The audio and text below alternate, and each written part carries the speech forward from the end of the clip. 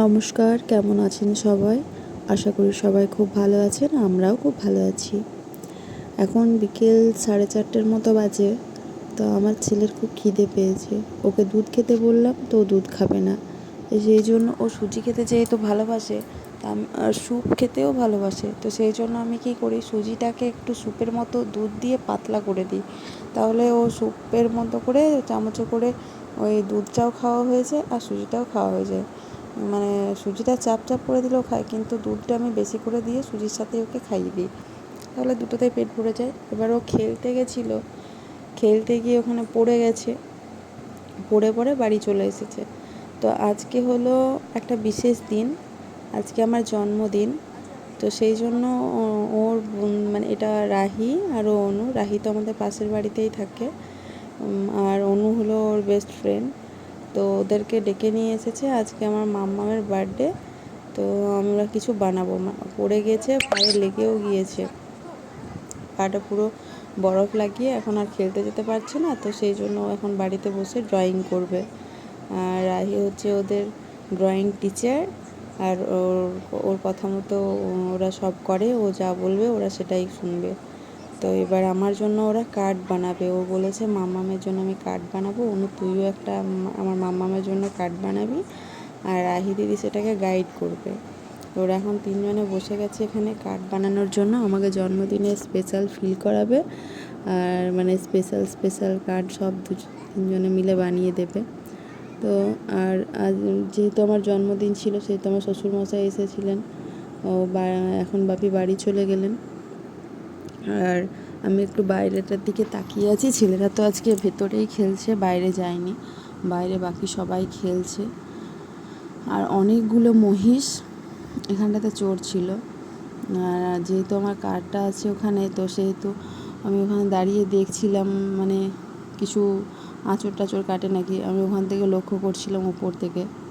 দেখছি সব গলায় ঘন্টা বেঁধে বেঁধে, এই তো ওদের বাড়ি ফেরার সময় হয়েছে। আর এখন তো চারিদিকে অনেক সবুজ ঘাস, তো সবুজ ঘাস পেয়ে ওদের মানে বেশ ভালো লাগছে খেতে, বাড়ি যেতে আর ইচ্ছে করছে না।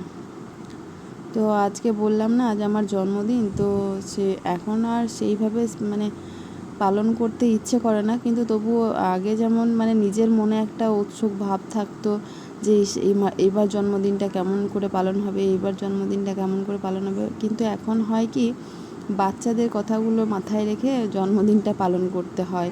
আমার ছেলে ওর বাবাকে দিয়ে অনেক কিছু সারপ্রাইজ প্ল্যানিং করিয়ে রাখে, কিন্তু আজ আমার খুব একটা ইচ্ছে ছিল না সেরকম কিছু করার। তো পাশের বাড়ির ওই যে রোহনদা, রিমাদি, মানে রাহির মা বাবা, ওরা বললো চলো সন্ধ্যাবেলা একটু বেরোয়। তো বেরোলাম। এখানে আমাদের হরিপুরে দেখুন কত রকমের, এই সন্ধ্যাবেলাটাতে প্রচুর ঠেলা বসে।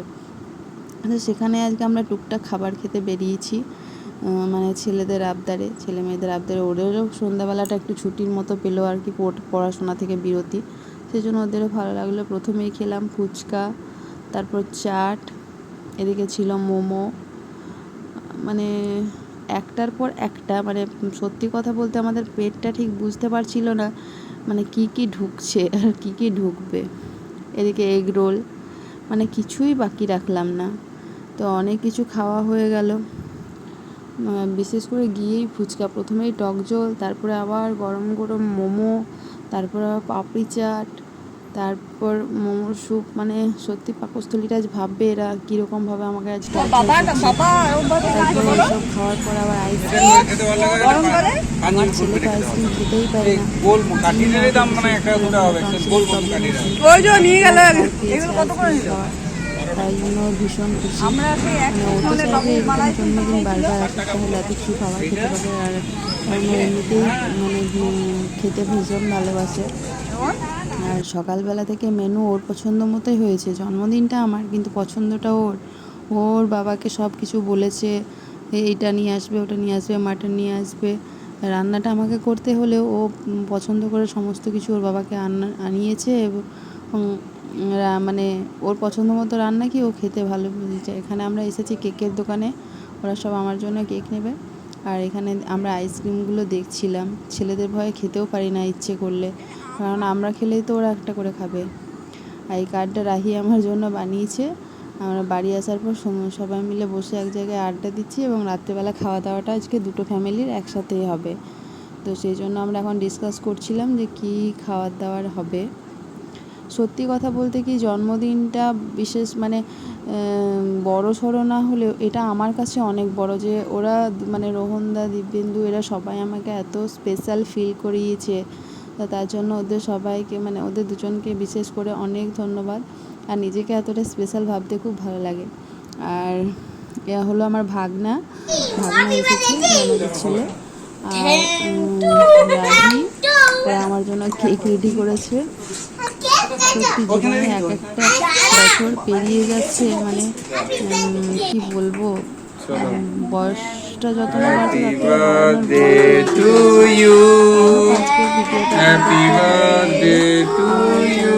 সাবস্ক্রাইব করবেন, আমার পাশে থাকবেন, প্লিজ কমেন্ট করবেন। এবার আমাদের কেক কাটিং চলছে। কেক খাওয়ার জন্য পুরো তাড়াহুড়ো করে গেছে।